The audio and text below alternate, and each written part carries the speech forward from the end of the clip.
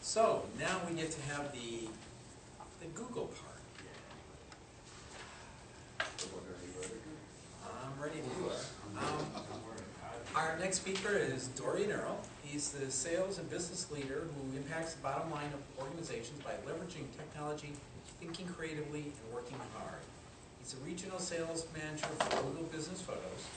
As that title, he helps local businesses gain unprecedented exposure with cutting-edge technology. Customers can now virtually walk into your business right from Google Maps. Dorian leads a team of professionals who educate business owners on changes in search and the benefits of having a Google Business Photos tool for their business. He feels he's got the greatest job in the world because it's his responsibility to seed the area and decide which businesses get featured in Google Maps and Google Search first. I've known him for a couple of years now, and I can't say I've met anyone who knows more. So please welcome Dorian. Say it, but don't say it. You can say it, but don't say it to these little folks yet. So, well, that's cool. Just internet access. Just go to good. I'm glad it just Chrome now. I don't want to play on anything else. So I may have actually a good buddy of mine who's in the back. His name is Shashwat, but I call him 100 different names. I call him Sash, Sashes, Iceman. Sir Iceman. Seems like every time we get together, it's really bad weather, isn't it? Yeah. So I may have him come up. You can come up, Shash. That would be great. I'm going to move this. I'll let him kind of work with that. And usually, when I talk, now let me kind of preface with today how my day is going. First off, how much time do I have? 30 minutes. Okay, good. Okay. Just give me like 10 minutes, 15. Okay. My father teaches my uncle teaches, my brother teaches, I have another brother who's getting a master's degree, my cousin teaches, and they all teach at the college level. So, and now, I don't think I can speak to you without drawing something on the board. I don't think I can do anything without, it's like in my blood almost now. So, if you, most of you, I think I've met some of you in the room, but most of you don't know my voice doesn't usually sound like this. And I'm not a part-time Quiet Storm DJ. I'm going through some things with my voice. And I've been up since 5, and I've gone through about 3 days worth of new hire training in our office. So I've been speaking highly in front of them for the last 4 or 5 hours. And my plan was, I live in Geneva. So I took the train. I said, well, do I want to take the train in? Do I want to drive? Because our office is actually downtown Michigan. So I said, well, I'll drive in or I'll drive out. No, I don't want to call traffic. I'll just take the train down, and then I'll take the train back out. And everything was working to plan until I got to Union Station. 1 minute. Actually, I got there on time, which is 1 minute late for Union Station, right? Is it a bad feeling when you see your train pulling away? You know? Right. I didn't say that. I said some other words I haven't said all.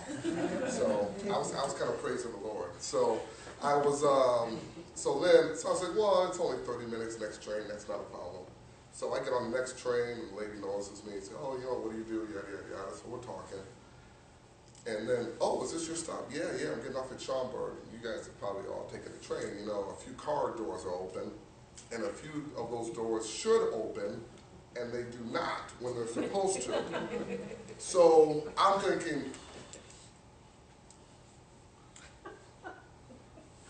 and the guy says, hey, buddy, you just got to go up 1 more car. And I said, okay. So by the time I get halfway through, guess what I hear?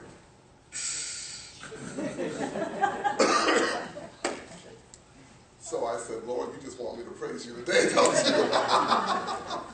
So I apologize for being a few minutes late. Schaumburg turned to the next stop, which was, Bartlett. So that's how that goes. And there's no cabs in Bartlett. I figured, I just catch a cab. Nobody's waiting for me there.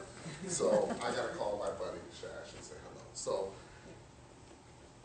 So he's right. I am the regional sales manager, I guess, for a company actually called 360 Photo Link, which is actually now involved in the Google Business Photos. They hired our company. I worked in digital marketing for years and worked in kind of tech startup and patents. And Google wanted to release this product into the marketplace. So we developed a new division in our company, which I now lead. and I manage a group of about 25 independent contractors in Google Maps. Has everybody used probably Google Maps, right? Yeah. Probably to find this place, I would hope. Has anybody heard of a product called Street View before? Oh, yeah. You can actually see the street level. The satellite view is on top, and then Street View you can look through. So our division of business photos actually operates inside of Street View. So we take the photos for Street View. So for the first time in history, Google has an arm that actually goes into businesses, and they go, oh, we've been down the street. Well, that's why I'm here. I want to move your location. Can we get y'all taken care of? So that was kind of an interesting deal, and obviously taking the photos in, and you know, he's down into Street View as we speak. And now I'm really going to look big, because I'm going to take up like the entire background here, right? So we started just kind of taking the photos for Street View, but it's evolved into something else. It's evolved into we teach businesses how to be found on the internet now, because Google's now changed their algorithms with search. They have significantly changed it. And I'm going to give you probably the Cliff Notes version of all of that now. And I'm gonna do something that's probably a little bit weird, actually.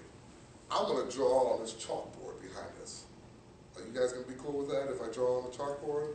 So, now, what do I do to pull this up? Just pull it and let it go? That one, that's planned. First thing this day, other than that's actually always planned. Okay, so how do I take away this? You don't. I don't, okay. Well, that is actually going to stay. Yeah, perfect. There we go. So, now, what you probably don't know about Google Maps is, well, does anybody know how long Google Maps has actually been around? No. Does anybody want to guess?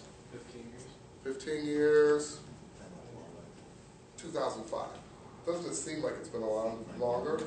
So obviously Google Maps, how they got their start was they bought mapping data and then they bought business data, and they layered those two together, and at the time they competed with a pretty heavy mapping company called MapQuest, which is kind of like notorious for get you close. Remember that? Oh, yeah. I moved to Chicago about 15 years ago, and I was using MapQuest to get around, because it was, of course, no Google Maps. And everybody would call me and say, hey, Dorian, MapQuest is going to take you around the corner. Call me when you get to the gas station. I'll walk there. I'll get in your car, and then we'll go to the location together. So I got a chance to meet a lot of good friends, and when I worked in sales, that was great, because that was my 2-minute, hey, how you doing? What you got going on? Where we going? So that was nice. And still to this day, Google isn't perfect, so sometimes it'll take you around the corner too. So we're kind of solving that. So Google has about 88 million places in their database. 88 million. It's actually the most complete database in the world. 88 million locations. You'll be probably interested to know that in Chicagoland, probably 2,500 to 4,000 businesses open up every month. Last month in Cook County, 1,100 new businesses started. And that's pretty interesting data, right? Obviously, during the holidays, that number will be lower. You get into the spring, summer months where people say, all right, I'm going to do my New Year's resolution. Get into the spring, that number, I've seen it double up to 5,000 to 6,000. So we work in conjunction with Google to get those businesses listed. Because obviously, if your business cannot be found on the internet today, you are in trouble. And I don't know if anybody can survive if your business cannot be listed on the internet. When I moved here, or I live in the west suburbs, as you well know, if I have to get gas on the way home, what am I going to do? Gas money. I will not use Gas Buddy first. I do. That's cool. You're probably recirculating data from a source. But if I want to get something to eat right now, what am I going to do? I'm not going to go to Gas Buddy. So I'm going to go to Google and probably search, correct? Yeah. And if I search, and if it's in there, or if it's not even in Gas Buddy, that business has a problem, doesn't it? Yes. See what I mean? So let me tell you a story with places. Can I do that? Oh, there isn't any way to cut this off, is it? Oh, I'd have to turn that off? Okay. Well, maybe I'm not going to draw on the board. Let me tell you a story with places. And if you have a sheet of paper divided in half, and on the left side write places, and on the right side leave it blank. And let me tell you a little story with places. And then you're going to understand search. So the people who search on the internet, a certain percentage of that is what we call location-based search. And location-based search means something. That means if probably last July, I tore my meniscus. But I didn't know what I did. So what do I do when I go to the internet? Knee swollen, symptoms of something, knee pain, pain on the side of my knee. Could be this, could be those. Those are actually searches. None of that is location-based though. Until I get to the point where I say orthopedic in a city, then it becomes a location-based search, right? And as a matter of fact, Sash, you can go to Google and you can just do a search for orthopedic and we'll see what happens. I'd be interested to see kind of what happens when we do this. I actually leave that, because this is one of the changes actually in Google search algorithm. So 5 or 6 years ago, none of the searches had location-based intent, because Google didn't know whether you were looking for a location unless you told them, right? So today, this funny looking device has changed the way Google serves data to you. Why? Because this is not a phone or a mobile device to Google. Does anybody know what Google thinks it is? GPS track. A GPS device. Not a tracking device, but a GPS device. It's a tracking. Don't forget. She's all doing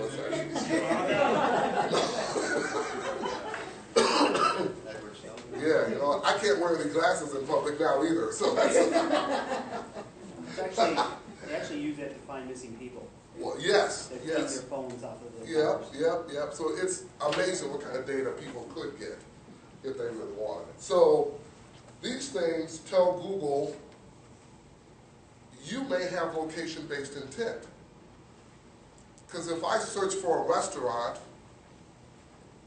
and if I'm doing it on my phone, do I care about the great fine dining restaurant in downtown Chicago right now? Do I care about the nice one that was rated highly in Tucson, or New York, or Joliet? What I care about is what's credible and accurate and engaging that's near me.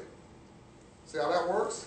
So Google changes search to say, I know you like restaurants, I know you like to eat. Geez, Google, what do you know about all this kind of stuff? Let me show you what's near you that you can act on. That becomes important. So when we get to places, let me show you, because when we get location-based searches, I think it's approaching almost 40 to 50% of all of search now comes from a mobile device. All those have location-based intent. Most of the people, how many business owners do we have in there? People that operate the business, okay. All right, what do you own? Consultant. Oh, okay, consultant, marketing, insurance. Any other ones? Wellness. Okay, wellness. What's your category for wellness? Cardiovascular screenings. Okay, but don't look at me too close. Take your glasses off and answer the question. He's the guy really talking. So most of the people who come to you come from a 10, 15 mile radius of where you're located, right? So do you really care about the people who type in, well, what would somebody type in at Google to then find you? Heart disease, high cholesterol, Got it? diabetes. Yeah. So if I type it in and I'm in New York, that really doesn't matter to you. I think really care about, probably most of the people in the room, care about if somebody is nearby or is in a local centric radius that can act on the data and probably visit you, because you can convert that. And Google knows that as well. Case in point, years ago, scroll down a little bit, let me find what the search was. Okay, orthopedic. Years ago, Google would just give you websites here. But because Google now is attempting to find out where the IP address is, what are they now serving up? Scroll down a little bit. They're serving up locations to you. So what does Google think you're looking for? Are you looking for information about an orthopedic, or are you trying to look into engage one? Engage one. So in the last year and a half, 2 years, scroll up a little bit, they said, I would give you websites, but just so you know, let me show you some locations that you can act on that. Half of search has been changed. And now they're showing, anytime you see these red balloons, these are places in Google. So guess what? If you're an orthopedic and you're not listed as a place in Google, there's a strong shot now, your visibility is affected. I don't want to be the bearer of bad news for you, but this red balloon means a lot to local centric businesses. It's everything. Because if I'm a restaurant across the street and I'm hungry right now, and you say, oh, I got a great website, I pay a great guy to optimize it, I got an awesome Facebook page, I do all those kind of things, that's nice. But if you're not part of what Google's doing with their locations, anytime you see this, location-based intent, you could be in trouble. Or you may need to take advantage of making sure your place is optimized. So let's talk about that. Your place at Google. So where does Google get all their places data? One, they acquire it, they purchase it. If you have probably changed your tax ID or put it in a public place, or you have maybe filed for a building permit. Yellow Pages. Right, so Yellow Pages. If you've ever been in the phone book, Google has bought that data and published it as a place, right? So that's how those places actually get there. Number two, if you've got a crawlable website, does everybody know what crawlable means? Maybe not. Okay, great. So we have a website. Go to CNN.com. Okay. So you know that Google sends a robot to read this website. And they can read the text very well. But Google's robots cannot read pictures, and they can't read video. If anybody try to spell check like a PDF before, you can't do it, right? Because it can't read it. So this website, these are crawlable, because you can highlight this. See how this works? So these phrases show up in Google search results. These photos don't. See how that works? So if your website isn't crawlable, heavy with pictures, not tagged properly, Google doesn't know what's on it, and you're invisible to the robots. However, if they crawl it and they say there's an address, there's a phone number, there's hours of operation, they'll think there's a place for you and they'll make one. They'll say, oh, there's a new website that has a place. There seems to be one, there's hours and an address and a phone number. Sure, we'll make a place for it. Or Google uses crowdsourcing. 1 billion people a month use Google Maps. And if you're in Google and you see something that doesn't look good, you can then alert Google and say, you know what? This business is actually closed. You can tell Google, and we can do some research on it, and if it is closed, we'll take it down. Or I can take out my phone and check in to Roosevelt University right now on Google Maps. And if it didn't exist, Google would say, oh, well, let me start to do some research on that. And if enough people do it, Google would publish that location to everybody. You see how that works? Question? Yeah, what makes you have the balloon versus the little red dot when you do a search? Credibility. Ask me about that in about 5 minutes. Because I bet you're like, I don't want to be a red dot, I want to be a red balloon, right? It's how much Chicago-style pizza you eat. That's the difference between a red dot and a red balloon. That's why I'm wearing brown today. I had on a red sweater earlier, and I get called the red balloon in our office. So I am full of like air a lot of times, right? Right, Sash? He's laughing because he knows half of that is actually true. So that becomes important. Or you as a business owner can say, I'm a place, add me on, right? And that's nice. So all of those things are how you get added in there. And in the last 3 years, what's really big? Engaging these places. Anybody's ever heard of a company called Foursquare before? Yes. Right, so in Foursquare, you could check into a place, you could alert other people who are friends of yours to check into a place, and you could build credibility and say, oh, I checked in 5 times, I'm the manager, you checked in 6 times, you're the mayor of Roosevelt University, and when I check in, it says, oh, Rick is the mayor, and I go, oh, crap, I want some credibility, I don't want him to be the mayor, I want to beat him out. So I'll come in every time I come to class and I'll check in, and Roosevelt University sees it and says, as many students who check in, the person who checks in the 100th time gets a $10 gift card at the bookstore. And the nice part is 66% of social check-ins are researched by your friends. So it's a pretty good way to advertise, isn't it? And if I see you've checked into it, me and you are friends, I say, well, what is Rick doing here? I click and I see what he's got going on. And it's a nice way to engage people. Everybody, I bet, is on Facebook, right? See people check in it, and what do? Oh, what do they eat at that place? Oh, okay, that's interesting. Hey, man, he owes me $5. He's supposed to be, no. Right? That's what I say. What's he doing? He owes me $5 to $10. He's supposed to be paying me my money, right? Stop eating that roast. Right, there you go. So that becomes important. And Google wants to get into that game. So they say, why don't we let our 88 million businesses get engagement? So on that other half of the paper, write plus. So now when you review a business,